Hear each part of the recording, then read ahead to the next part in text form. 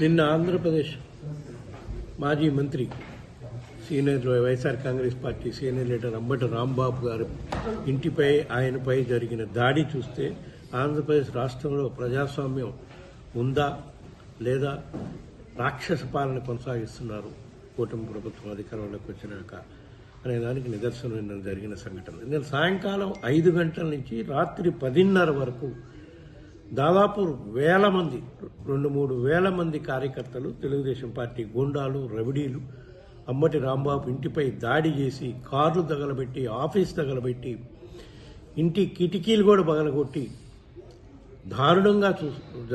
దారుణ చర్య జరుగుతుంటే పోలీసులు ప్రేక్షక పాత్ర పోషిస్తున్నారు. అంటే పోలీసులు ఉన్నారు అక్కడ.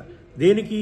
దాడిని సక్రమంగా జరిగేటట్టు చూడటానికి కానీ ప్రొటెక్షన్ ఇవ్వడానికి కాదన్నది రుజువైంది నిన్నటి సంఘటనతో.